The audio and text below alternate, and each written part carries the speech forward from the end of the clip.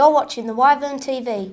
In today's show, we tell you about how pupils have been raising for the trip to Kenya, some of the records of 2013, and much, much more. But first, have a look at this toilet theme park in South Korea. The main exhibition hall is shaped like a giant toilet bowl, and the pathway leading up to it has bronze figures of humans in mid-squat. This exhibition includes WC signs from around the world and toilet-themed art. Some of it is serious, though, as it tries to raise awareness of public toilets with bad conditions. The previous owner of the building believed that a toilet is a place of serious contemplation, and in 2007 he founded the World Toilet Association. Now, although 2013 has just begun, there are already hundreds of Guinness World Records set. Here is Joshua with some of the wacky records. Now merely 1 week into the calendar year, and several people have already attempted to put records down, and some to be published in the 2014 records issue. So here are just some of the entries. Sharon Alexander, the world's heaviest competing sportswoman who lives in London, with the weight of 448 pounds or 203 kilograms. There's also the world's oldest competing gymnast, named Johanna Quass, from Germany at the age of 86.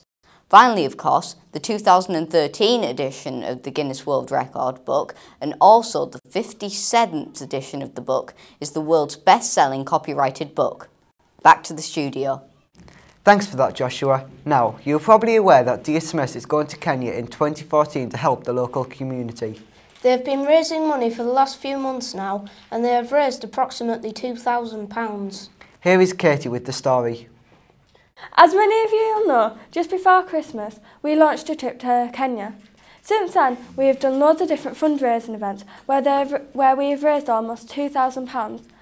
We did this by backpacking raffle sales. We also have other fundraising events coming up, like Mr Tucker's Race Night, which is on the 1st of March. Tickets are available from the school, which are £5 each for any of you viewers who are 18 and over. The group who are going to Kenya will be going to Marks and Spencer's on the 9th of February to do some more backpacking. So if any of your parents will be in town, please urge them to come and donate. The last thing that we have planned for the next few months is a backpack at Morrison's on the 1st of March. We'll update you more on this in the following few months, so stay tuned to see what we'll be getting up to. You can find out more about the Kenya trip by going onto the Wyvern blog and clicking on Kenya, or following at DSMS Africa on Twitter. Liam interviewed Leo, who burnt his face badly when he was a teenager working in a watch shop. He came into DSMS to talk about self-esteem at the end of 2012. Hello, Leo. Hello, Liam. How are you? I'm fine, thank you. Good. I watched Beauty and the Beast, which you were in the first series of, and I didn't know what to expect. And originally, you didn't want to be in it. Can you tell us a little bit about why? Yeah, you're right. Basically, it had a lot to do with the title of the programme, Beauty and the Beast, and I was a bit nervous because I've got 2 children, and I thought, well, if it is what I think it is, or what the title implies, then when they go to school, they could get a lot of name-calling themselves. We did it with a charity that I do a lot of work for called Changing Faces, which is a charity who help people who have any kind of a disfigurement, whether it's facial or otherwise. We discussed it a lot and decided that we'd try and get Channel 4 to change the name of it. They were open to suggestions to begin with, but there came a point where we knew that they weren't going to change the title. But by that time, we, the people who took part in the programme, had signed up for it. We decided at the charity that we could probably do more good by going on the programme, yeah, and by including bits in the programme around how people handle disfigurement. So there was a lot of learning in there that Channel 4 hadn't originally intended to put in. So that's really why I went along with it. So how was the whole TV experience?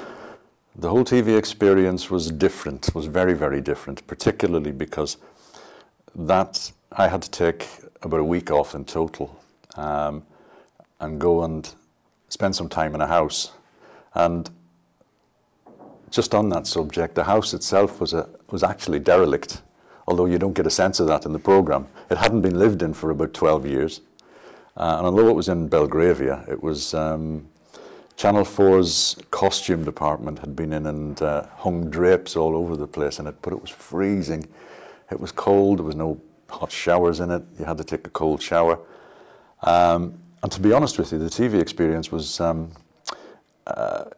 was a bit almost cheap and cheerful. The guys didn't have a lot of money to spend. So I think I enjoyed it because it was different, totally different. But I'm pleased I did it. But it's, yeah, it's been a good experience. What was the feedback like after you did the show? That was quite overwhelming, in fact, because almost everywhere I went, people had watched the programme and were happy to come up to me and say how good they thought it was and how much they'd got from it. Good case in point was at the time the programme had been released, my daughter was off to doing the rounds to see which university she wanted to go to. And we went to Sheffield. And as we got off the tram in Sheffield, we were looking at the signs to see how we were going to get to the university. And I got a tap on my shoulder, and it was a student. And he said to me about the programme that he'd watched it. And he'd got all his mates to watch it on playback. And they sat around, and he said he just felt he had to come along and say how much they enjoyed it. This was 19-year-old students. And that he turned to walk away, and he turned around and he said, "Can I shake your hand?" Which I found quite phenomenal. Wow. And it stayed like that. It carried on like that every time I went out of this. And of course, where I live, lots and lots of people then felt it was okay to come and talk to me about disfigurement, because the programme almost gave people license to do that. Yeah. And I found that really rewarding. What's your current job? I run, along with my wife, a business from home. My wife is an expert in training and management development. And I do all the IT, the finance, basically all the donkey work, and she goes out and delivers. I also have a small business of my own. It's called Head Up.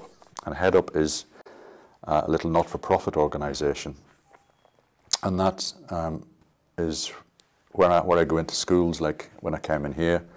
I go into colleges, universities, and I try to deliver the message of living with disfigurement and living with even a disability.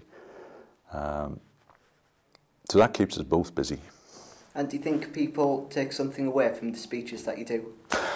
Definitely, definitely. I did a pilot project last year, and every time I delivered a talk in a school, I issued feedback forms, and I must have about 200, 250 of those, and the feedback is absolutely stunning on them.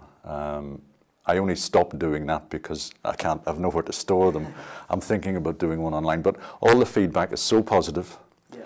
It's the fact that people don't necessarily meet somebody who has a kind of a facial disfigurement and doesn't really get the opportunity to talk to and ask questions of those people. So that encourages me greatly, because it's something, when I came through all this procedure, this process of adjusting to my new looks, I decided that because young people can be quite nasty, they can be bullying. I was bullied when I went back to school, but they can be in a group. I can still walk down a street and young people will tend to notice, and in many cases they'll start to point, call me names. And I think it's important to get those kind of messages across to young people that, look, it's okay to look different. And it doesn't necessarily mean you have to be disfigured to look different. It could be your hair colour that you might get ribbed for. It could be any kind of a difference. Yeah. So that's basically what I try and get across. What do you enjoy doing in your spare time? In my spare time? When I get the chance, I like to screen print. I used to do screen printing as part of a job I did. I was an engineer in electronics, and part of that was looking after a screen print department for electronics. And I decided about 4 years ago to try and do some just pleasurable screen printing, and I love doing that, but it takes time to get it set up. DIY, I do a lot of my own DIY. I can't say I enjoy that as much as I used to, but it's still all right. What is your advice to people who are living with facial disfigurement or who lack self-esteem? There's a lot of things I could say about that. Yeah. Really, I can only go on my own experience. And if we look at an acquired disfigurement, for instance, now, I've had discussions with several people at Changing Faces, and the discussion always comes back, which is worse, an acquired disfigurement or a disfigurement at birth, because the person who has a disfigurement at birth is said to have grown into it and been used to it. I'm not sure that there's any significant difference, because that person still has to face the public. From my point of view, I had to spend some time. In fact, I've probably got it pinned down to between 6 and 8 years before I adjusted to my face, my new appearance. Anybody that I speak to, I'm very honest that it's going to take time. That don't expect to get used to this overnight, because it's not going to happen. You need patience, you need tolerance. This is some of the things that I've learned myself, that I got very angry with people when they were calling me names, or so tolerance is a key one, and patience.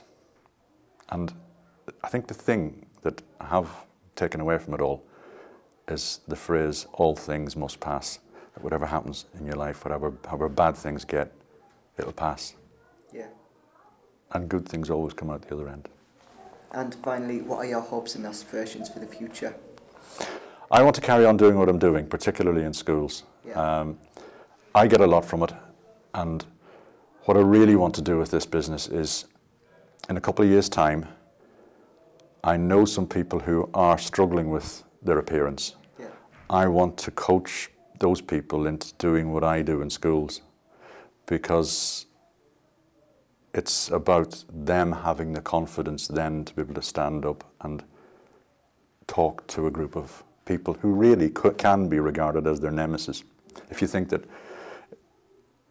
if you go back to my very, very, very first appearance in front of there were a group of 90. I was expecting to do a class of about 30, but I got stuck in front of a class of a year group of 90 odd people, and I wore unfortunately a blue shirt, and it turned very dark very quickly because I was so hot. It was a nerve-wracking experience, but I came away from it so well rewarded. Now, if I can give that to anybody else who is struggling with their appearance, then that's my intention. Great. Thank you for your time. Not at all. It's been a pleasure. Now on to the sport, and a new year brings amazing sporting events, and one of the greatest in the Six Nations. Yes, Hayden, this is a very special Six Nations due to the highly anticipated Lions selection later in the year.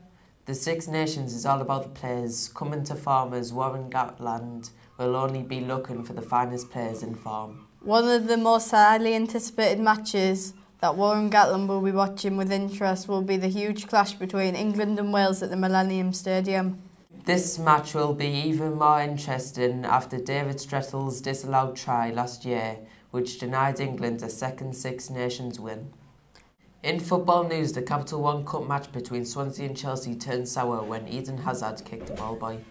But there's been two sides to the story, one being that Eden Hazard had allegedly kicked the ball boy in the chest. The other side of the story was that the ball boy was deliberately lied on the ball to waste time. Charlie Morgan tweeted before the match that it was his last match as ball boy and he was going to waste time. Unfortunately for Hazard, he was sent off due to misconduct. However, due to this, Chelsea crashed out at the Capital One Cup semi-final. That's all for the sport this week, so bye from me and Hayden. Bye. Bye. That is all for this show. However, you can visit us online at www.wyvernnews.blogspot.com. Or you can follow us on Twitter at DSMS_Wyvern. Or you can email us with a story at dsmswyvern@gmail.com. We'll see you next time. Bye. Bye. I follow the Christmas lights.